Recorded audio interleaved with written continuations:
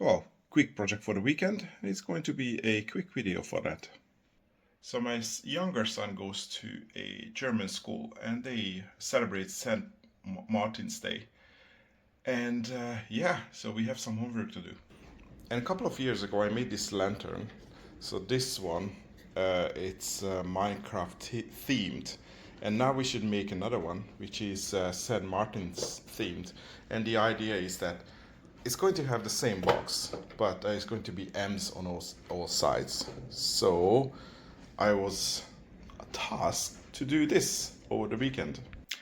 And luckily I'll find the old CNC files for this project, so I should be able to repurpose it and then just change the design on the 4 side pieces and cut them again, just to make a second lantern.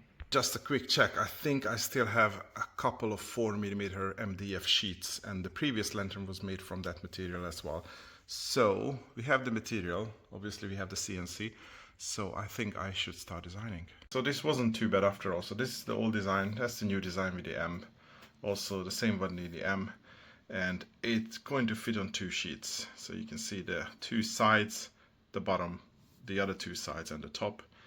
So that's done all in CAD, and I've already designed all the toolpath as well, and now they are saved in text files, so we can go over to the CNC. But before, let's copy the files onto a flash drive. Yeah. Okay, so we are in the workshop now.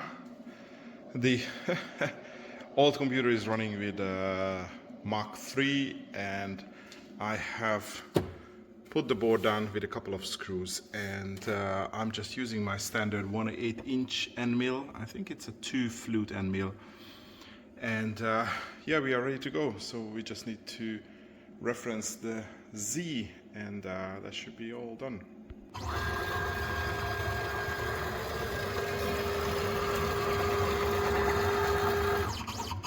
So just position it over, clip on the clippy lead,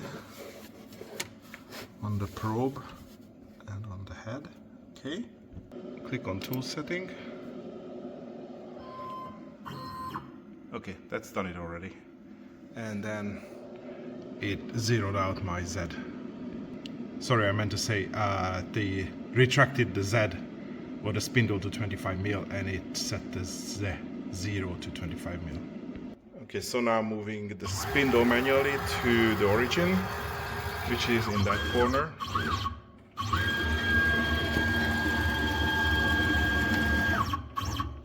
So that should be about right. I moved it off from the corner of the workspace because I have enough space on the drawing.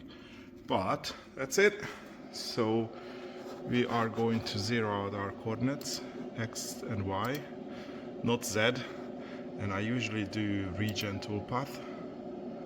But that's it. So now we should be ready to go.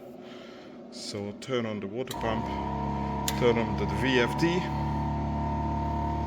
check that the water is running. Yeah. Start the spindle on maximum speed.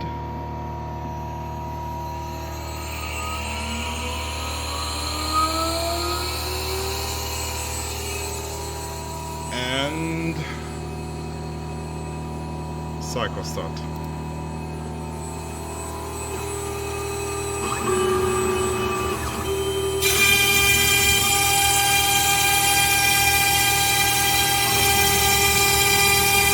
Cutting the end.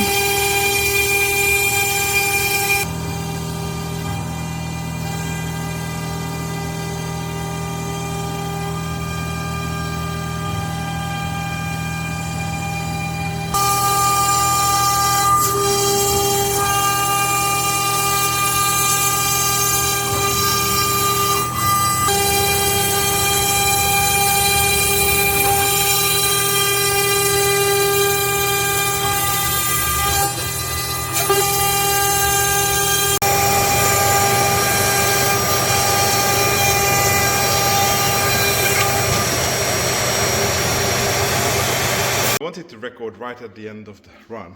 But this screw here came loose, which means that the whole board started to vibrate. So I have to hold it down with the end of the hoover just to stop it vibrating so it can cut. But now it's done, and altogether I think it was elapsed time 11 minutes. So that's it, ready for the next sheet. And by the way, this cut surface, the top surface, always ends up being fuzzy like this. So I think I'm going to quickly go over with an orbital sander, and that's why I always leave tabs here. So I'm not sure if you can see, but there are some material bridges. So that's going to keep all the bigger parts in place, so I can just quickly sand the whole thing together. I didn't add tabs for these really small pieces, so that's why I use the hoover to hoover up the small piece before it gets jammed in the spindle. But yeah, first one is done.